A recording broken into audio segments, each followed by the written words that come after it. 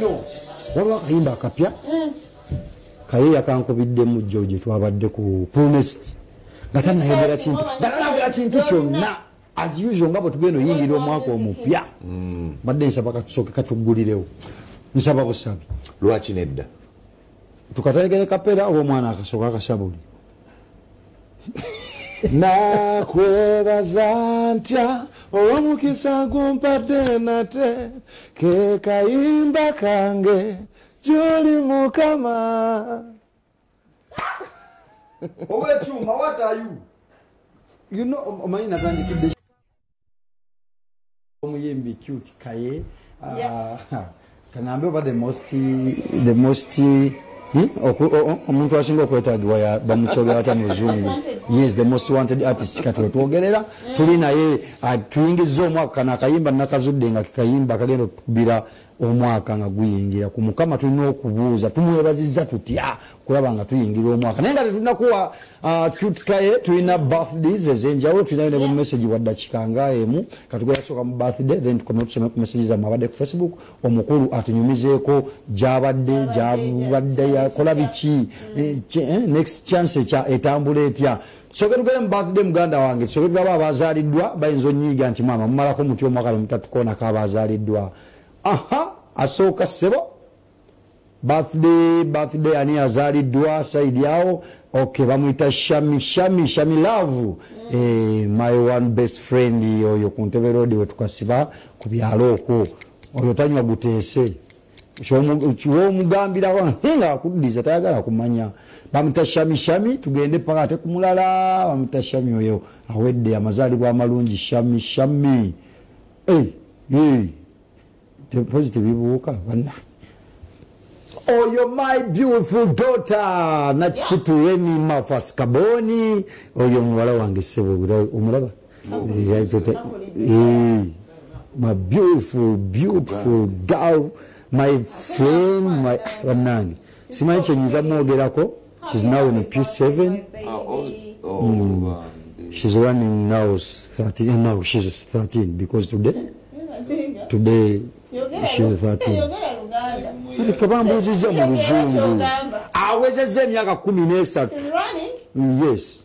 I thought that she's running but muna kutuza emyaka odduka. Odduka. Bana Oluzungu mwasomera nnyo mu Katanga. Happy birthday Doreen, happy belated birthday my dear. Smile right to again baba itabaje Miss Kavi. Miss Kavi simanyi lwaki tuwa Miss Kavi oyo ne Shami baali badde mu Miss Kavi kino kibanga kitambula malidaadi mama yabawa bibiri kyekyo omulabye toyina ky'omugamba yani Doreen love kubalina okuzza ku mwana tuzza ku mwana Doreen Mukama yakuwa happy belated birthday Yawula Mukama oluso oyinza ogamba mu batalifeya amazaalibwa amalungi ba baby happy birthday Vicky oyo mukwano nnyo gwa Zari she's a very nice lady happy birthday Vicky Drani mukulu oyo Mr. Jolly happy birthday Jolly Jolly mukubi w'ekifaananyi omukulu oyo nga tumaliriza kawala kanga kalina akayimba kasinga okwala kangamba ddadi nyimbiramu kana akayimba nkagala nnyo kati kuva butoke kayimba ke bakatuwe mbadde nsaba DJ akana akayimba akavidiyo ako kateekeyo tugende tuleete omugenyi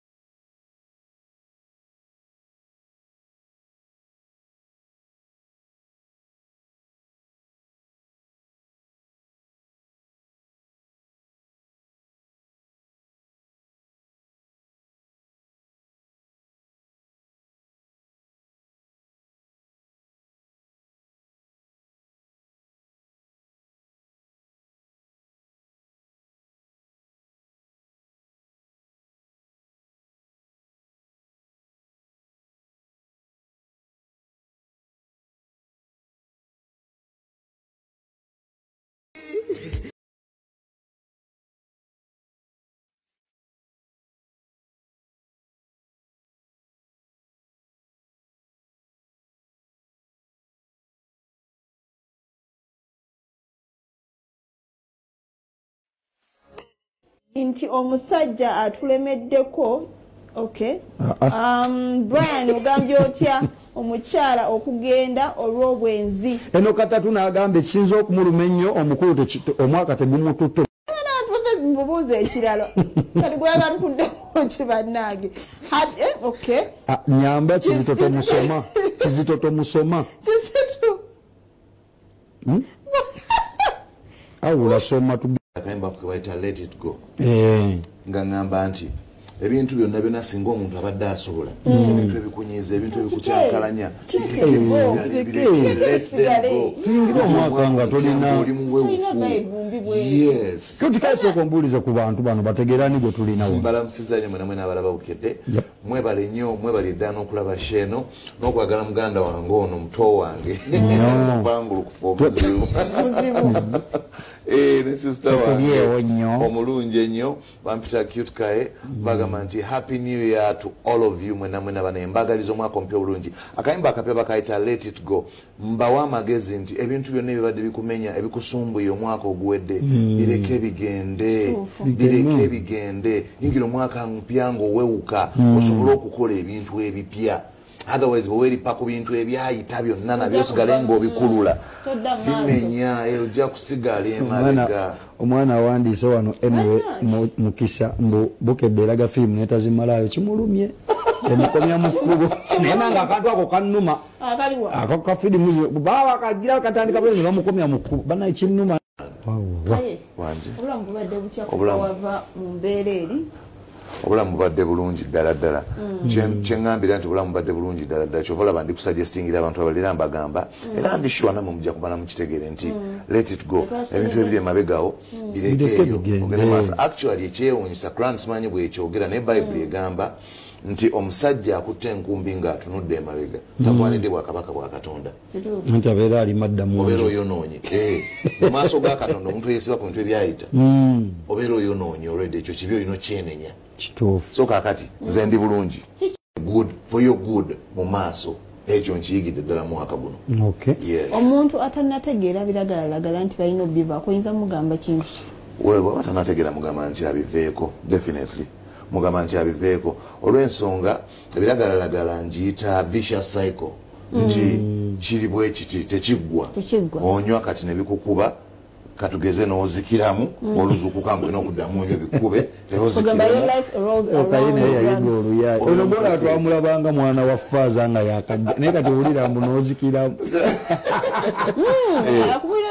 Mazima it's just a vicious cycle obeera weetooloolerawo tekiggwa kati ate obulamu bwonna bwonna obubeera bwe butyo nga tebukyuka kitegeeza nti tewali kiddako ekyo kyolinze kufa omala okunywa kunoonya ndala kyobalaba nti abantu abakusa ebiragalalagala oba abaali babikozesa omala obbye ekintu.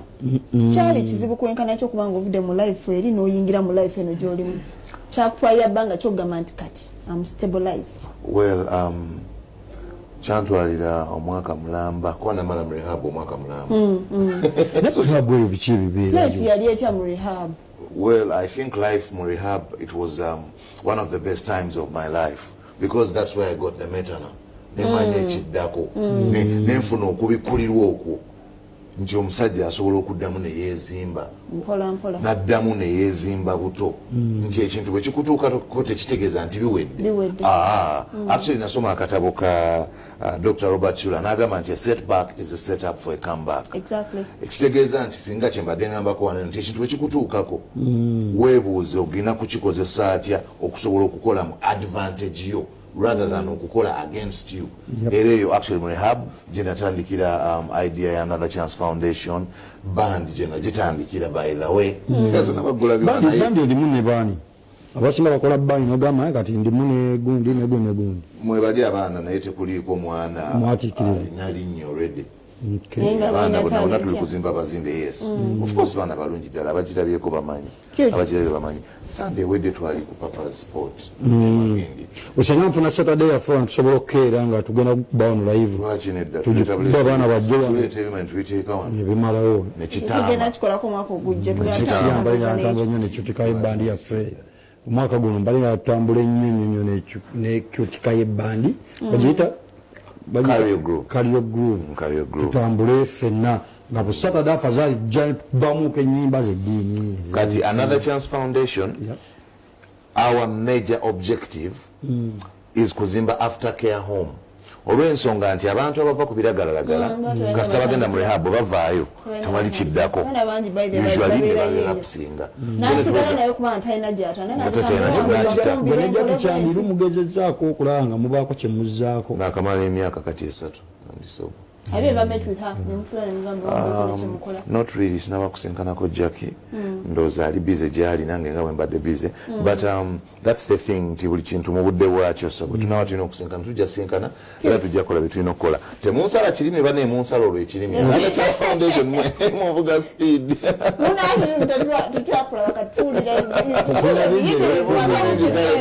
Yangwe so twagala kuzimba aftercare home twamala okugula amaka already.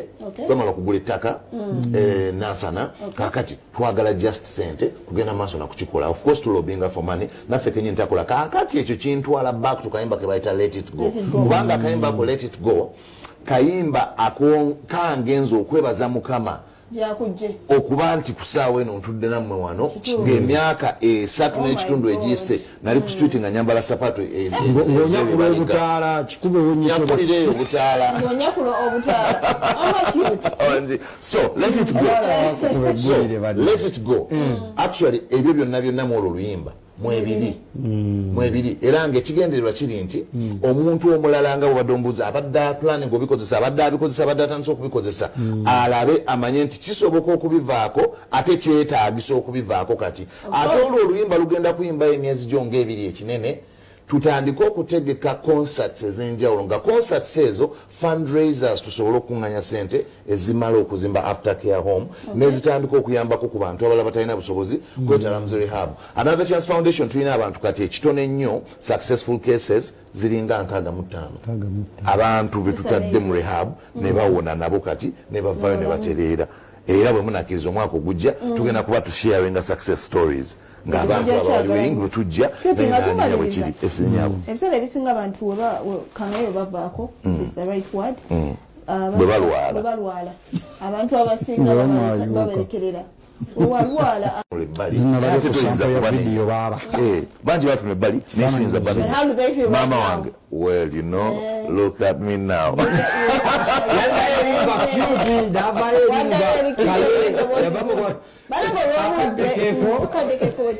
tugenda kubanga tuberekeza Qute akyalina emboozi tujja kuddamu tumupyaze twongere okubuulira abantu ensonga eri ku biragalagala nakayimba mukanoonye mukanoonye tugabalekeraolunaku olwaleero ndooza ziri ready omwaka twaguyingidde the happy new 2023 to everyone that has watched Qute TV buli atwagadde tubaagala nnyo till next year. Siyinza kwerabira kugamba kwa Fande Mulobole nti munnange wampisa mu Christmas. Big up yourself. Let it go. Kakule tusiibule.